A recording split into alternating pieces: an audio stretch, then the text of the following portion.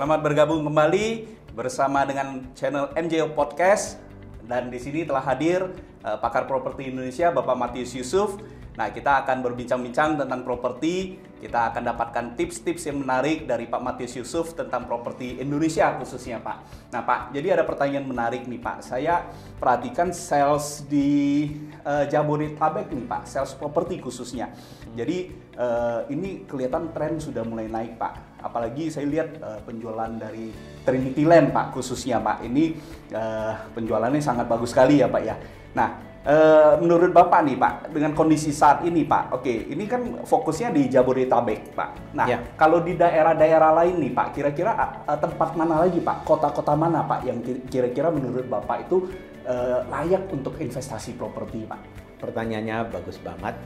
Properti biasanya grafiknya up, down, up, down, up, down. Tentu ada pada saat down, ada pada saat up. Dan up, down itu simetri. Apa yang terjadi di kiri akan terjadi di kanan, gitu ya. Jadi tentunya ada priority. Kota-kota besar mana duluan yang akan booming dulu? Ya, tentunya tidak bukan adalah Jabodetabek.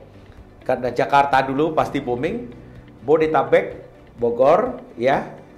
D adalah Bodetabek, ada Bekasi, ya, ada Bogor, kemudian Depok, ya, ada Tangerang, ya, Bodetabek. Itu otomatis penyangga daripada ibu kota itu akan duluan terjadi booming. Betul. Baru ke kota-kota besar lainnya, ya. Salah satu contoh juga Surabaya, ya, yang dimana jumlah penduduknya itu di atas 2 juta itu akan terjadi booming. Contoh Surabaya, contoh lagi Bandung, ya, contoh lagi Batam, contoh lagi Bali, ya, contoh lagi Makassar. Itu otomatis akan terikut Medan yang di atas 2 juta nih. Ini akan mulai booming, ya. Jadi ini sebenarnya waktu yang tepat sebenarnya untuk kita melirik mata kita di properti. Oke, baik, Pak. Nah, tadi ada 2 kota, Pak, yang saya lihat cukup menarik, Pak. Selain tadi Bapak sebutkan beberapa kota besar, ya, Surabaya dan lain-lainnya. Nah, Bapak ada sebutkan juga Batam dan Bali, Pak. Ya, betul. Nah, bisa tahu nggak ya, Pak, ya, kenapa Bapak bisa sebut bahwa Batam dan Bali ini cukup menarik, Pak, untuk investasi properti, Pak? Kalau boleh saya katakan BJB, ya, selalu BJB. Kenapa Batam, Jakarta, Jabodetabek lah, ya. Kemudian dengan Bali, ya. Karena Bali, Batam itu adalah destination. Batam dan Bali adalah destination untuk wisata yang pertama. Kedua, otomatis wisatawan datang, otomatis bisnisnya akan bertumbuh. Dan yang luar biasa lagi, di Batam ini adalah kawasan ekonomi khusus. Kayak kita lihat pertumbuhan daripada jalannya saja.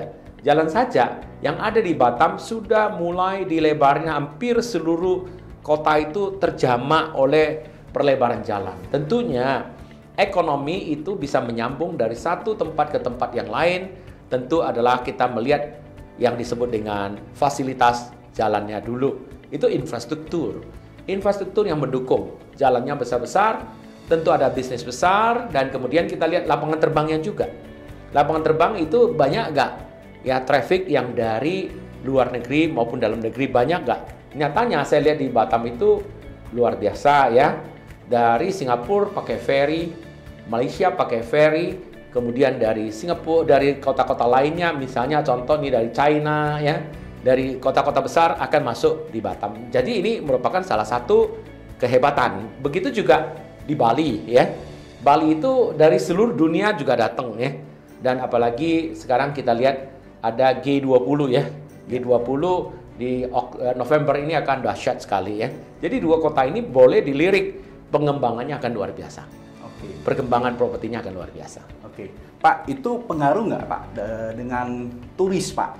Karena Batam, kemudian Bali sendiri itu ya merupakan ya 3 besar lah, Pak, termasuk Jakarta, Pak. Ya. Itu merupakan 3 besar pintu para turis masuk. Ya. Nah, apakah itu juga berpengaruh terhadap market properti yang ada di tempat-tempat tersebut, Pak? Ya pasti, karena kita lihat satu, kalau ada flight, ya, atau ada transportasi laut yang menghubungkan dari negara ke negara atau dari kota ke kota, itu akan membuat dahsyat pertumbuhan daripada ekonominya. Dengan pertumbuhan ekonomi yang dahsyat, maka orang akan kembali, ekonomi itu ada di mana? Di properti, ya. Tentu selain wisata, bisnis, apalagi kawasan ekonomi khusus, apalagi kita bicarakan kalau di Batam itu shipyardnya luar biasa, shipyard di dunia ini termasuk terbesar di Batam. Nah ini menurut saya, kita lihat aja, sepak terjangnya dari pemerintah daerah itu ada nggak? Contoh nih, lapangan terbang lagi dikembangkan hebat-hebatan.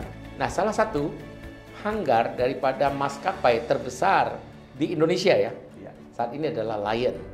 Hanggarnya kenapa di Batam? Kenapa bukan di kota lain? Tentu analisa, tentu ada namanya feasibility study, tentu ada research and development yang mengatakan Batam layak menjadi kota Indonesia yang terbesar. Ini yang menjamin satu kelancaran usaha di Batam yang properti yang akan bangkit. Baik, luar biasa. Jadi saya tahu Bapak ada project juga di Batam nih Pak. Iya, iya. Saya mau beli ya Pak ya. Iya, nanti spesial ya Pak. Betul, kita juga melirik selalu dimanapun kita akan memulai properti itu di tempat yang tentunya investasi yang menarik bagi orang yang beli dan bagi kita sendiri. Baik, terima kasih Bapak Ibu sekalian. Nah, ingat bahwa properti ini ada beberapa kota nih yang kita boleh invest nih. Nah, salah satunya itu adalah Batam dan Bali, selain beberapa kota besar yang tadi udah disebutkan oleh Pak Matius. Jadi ayo, ini kesempatan mumpung harga masih sangat luar biasa, sangat murah. Khususnya di kota Batam kami tahu harga sebenarnya masih sebenarnya di bawah daripada kondisi market yang ada. Oke, mari sama-sama kita survei harga properti di Batam. Terima kasih. See you on the top. Salam closing. Salam closing.